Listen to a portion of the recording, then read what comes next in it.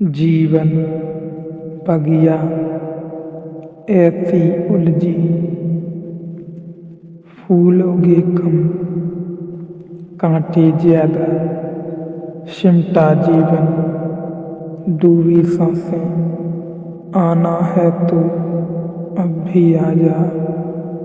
परमात्मा तुमसे यह नहीं पूछेगा कि तुम हो या नहीं, तुम महावीर के अनुयायी हो या तुम बुद्ध के अनुयायी हो या तुम जीसस के अनुयायी हो। वह यह नहीं पूछेगा, वह यह पूछेगा तुम हो या नहीं। इस बात का ख्याल रखना। यदि उसे अनुयायी बनाने हो तो वह फैक्ट्री लगा देगा। इसलिए तुम हो या नहीं, यही उसका प्रश्न है। पात्रता का तो अर्थ हुआ कि परमात्मा भी सौदा है। जैसे तुम बाजार में जाते हो तो कोई चीज़ 1000 रुपए की है, कोई लाख रुपए की है, कोई 10 लाख रुपए की है। हर चीज़ का मूल्य है। जो पात्रता अर्जित करेगा, मूल्य चुकाएगा, उसे मिलेगा। तुम परमात्मा को भी बाजार में एक वस्तु बना लेना चाहते हो। त्याग करोगे, तपस्या करोगे तो मिलेगा, मूल्य चुकाओगे तो मिलेगा। मुफ्त कहीं मिलता है। तुम परमात्मा को खींच कर दुकान पर रख देते हो, डब्बे में बंद कर देते हो, दाम लिख देते हो। तुम कहते हो इतने उपवास करो, इतना ध्यान करो, इतनी तपस्या करो, धूप में तपो, सर्दियाँ तपसो, तब मिलेगा। कभी इस पर तुमने सोचा कि यह तुम क्या कह रहे हो? तुम यह कह रहे हो कि तुम्हारे कुछ करने से परमात्मा के मिलने का संबंध हो सकता है।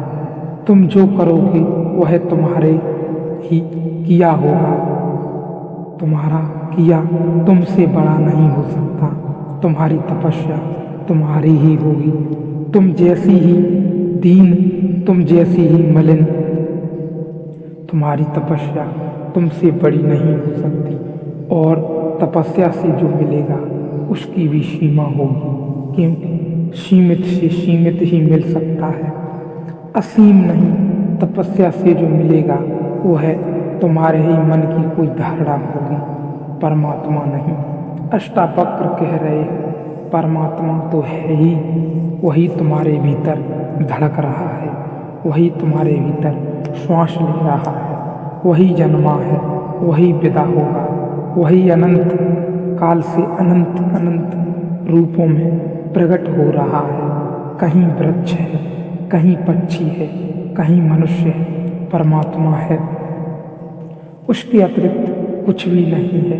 इस सत्य की प्रतिभिज्ञा, इस सत्य का स्मरण मैंने सुना है।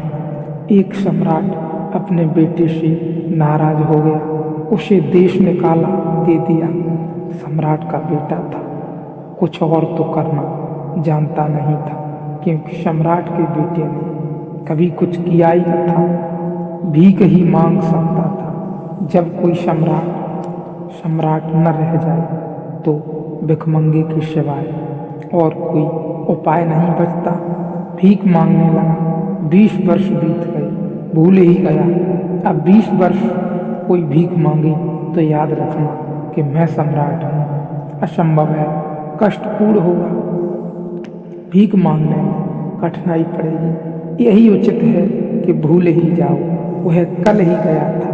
अन्यथा भीख कैसे मांगे सम्राट, और भीख मांगे द्वार द्वार, दरवाजे दरवाजे, भिक्षा पात्र लेकर खड़ा हो, भूल ही गया। होटल में, रेस्तरां के सामने भीख मांगे, जूठन मांगे। सम्राट वो भुला ही देना पड़ा, विस्मृत ही कर देना पड़ा। वह बात ही गई, वह जैसे ही अध्याय समाप्त हुआ, वह जैसे ही कि कहीं कोई सपना देखा होगा, कि कोई कहानी पढ़ी होगी कि फिल्म देखी होगी। अपने सपने से क्या लेना देना। 20 साल बाद जब सम्राट बूढ़ा हो गया, उसका बाप तो वह घबराया। एक ही बेटा था, वही मालिक था। उसने अपने वजीरों को कहा, उसे खोजो और जहाँ भी हो उसे ले आओ। कहना बाप ने क्षमा किया। अब क्षमा और न क्षमा का कोई अर्थ नहीं है। मैं मर रहा हूँ, अब यह राज्य कौन संभालेगा? यह औरों के हाथ में जाए, इससे बेहतर है मेरे खून के हाथ में जाए, बुरा भला जैसा भी है। उसे ले आओ। जब वजीर पहुंचे तो वह एक होटल के सामने पैसे मांग रहा था। टूटा सा पात्र लिए नंगा था, पैरों में जूते नहीं थे। भरी दोपहरी थी, गर्मी के दिन थे, लू बह रही थी, पैर जल रहे थे और वह मांग रहा था कि मुझे जूते खरीदने हैं, इसलिए कुछ पैसे मिल जाएं। कुछ पैसे उसके पात्र में पड़े थे। रथ आकर रुका। वजीर नीचे उतरा। वजीर ने गिरकर उसके चरण छुए। होने वाला सम्राट था। जैसे ही वजीर ने उसके पैर छुए, एक क्षण में घटना घट गई। 20 साल जिसकी याद न आई थी कि मैं सम्राट हूँ, फिर ऐसा थोड़े ही लगा रहा कि वह बैठा। उसने सोचा और विचारा और तपस्या की और ध्यान किया कि याद करूं। न एक क्षण में पल भी न लगा। एक क्षण में रूपांतरण हो गया। यह आदमी और हो गया। अभी भिखारी था, दीन नग्न अब भी था।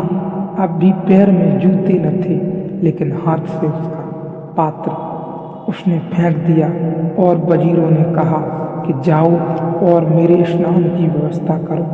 ठीक वस्त्र जुटाओ। वह जाकर रथ पर बैठ गया। उसकी महिमा देखने जैसी थी। अभी भी वही का वही था, लेकिन उसके चेहरे पर एक गर्मा थी, आंखों में दीप्ति थी, चारों तरफ एक आभा मंडल था। सम्राट था। याद आ गई, बाप ने बुलावा भेज दिया।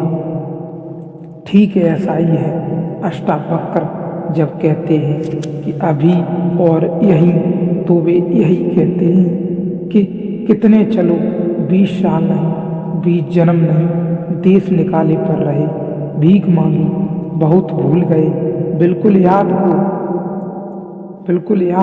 बिल्कुल सुला दिया, सुलाना ही पड़ा। न सुलाते तो भीख मांगनी मुश्किल हो जाती।